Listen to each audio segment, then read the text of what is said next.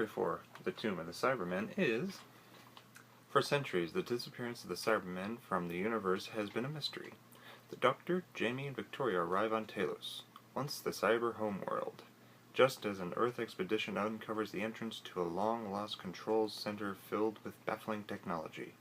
With the Doctor's help, the archaeological party discovers the last of the Cybermen, frozen and entombed in a vast underground cavern. But by entering the tombs, the humans have sprung a fiendish trap. All around them, the Cybermen begin to rise from the dead. This serial marks the beginning of Series 5, and one can see that there is more confidence in the series than was in Series 4. Patrick Troughton has made himself comfortable in the role of the Doctor. The cast and crew now have more confidence in the series that it will continue, and the crew has more confidence in its abilities. The sets for the tomb is very well done. The rooms have traps, hieroglyphics, and technology. It all looks so cold and dark and eerie. The story was well written, full of twists and turns, and a scene that I can only describe as a nice shared moment between the Doctor and Victoria, where they talk about her father dying and him telling her she will soon get over it and remember the good things about her father, and that he has to do what he has to do to remember his family, and then tells her that she, Jamie, and himself are special, and that they are doing something that no one else can do, and it is an interesting and an exciting thing. I already liked the second Doctor, but after this scene, I loved him. In this serial, we see more of the Doctor's silly clown side. In one scene, as he and his companions enter the tomb, he reaches to grab Victoria's hand and walks to the tomb, only to find he grabbed Jamie's hand by mistake and throws it off, then goes to Victoria. This was actually an ad-lib by Patrick Troughton and Fraser Hines, who plays Jamie. The director of the serial also directed the moon base, and the director didn't really want any clownish things going around. He wanted things more serious. So Patrick Troughton is kind of a practical joker, so he planned this with Fraser Hines, and they knew with the shooting schedule the way it is, they wouldn't have time to do it unless the technical difficulty happened.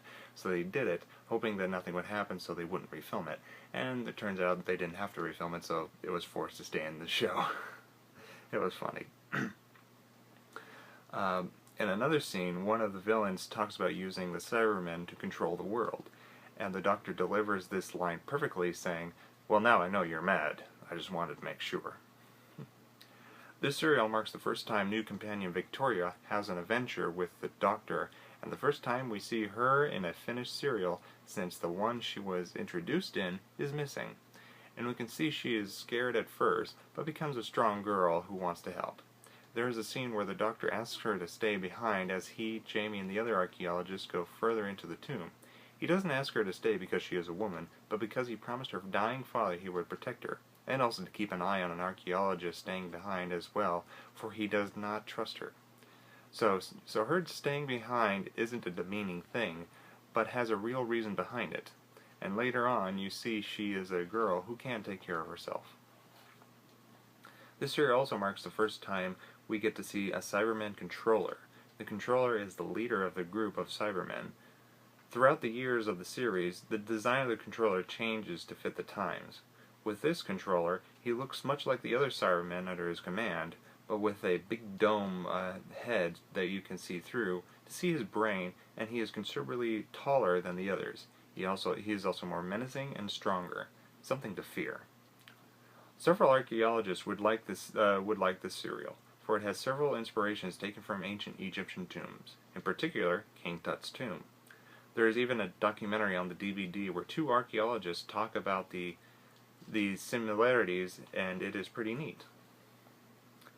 One neat detail about this serial is that it finishes a 3-part story arc with the Cybermen.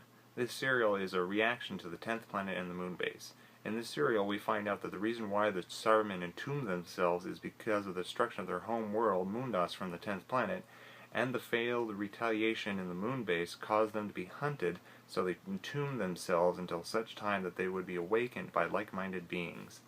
It is pretty cool that the first 3 Cybermen serials are one complete story that comes full circle. One other thing I forgot to mention, this serial also shows the first time the Cybermen adapt a human being to look like them. They don't do a full body. They actually capture one person and they replace his arm with the Cyberman arm. And you see him become like a villain. He was already a villain to begin with, but becomes more of a villain under the Cyberman control, and he hurts people. But then the Doctor convinces him that he's doing wrong and the Cybermen are wrong, and he gets them to help. And in fact, by the end of the series, that man actually sacrifices his life to protect the other people and stop the Cyberman controller. So there was a nice little bit of character development, and it shows a bit of fear because you don't really get to see him detach the arm and put a new one on, but you get to see the horror of what the Cybermen want to do. And it was pretty scary. Overall, I liked this serial very much. It has a lot of great layers to it. Great story, characters, and environment. When watching this, one can see why it is considered one of the greatest Doctor Who stories of all time. I give this serial 5 stars out of 5. After this serial, there is another missing serial called The Abominable Snowmen, where the Doctor and his companions face the Yeti and the Great Intelligence for the first time in Tibet. The next serial we will review is entitled The Ice Warriors, and we will review that until next time. See you then.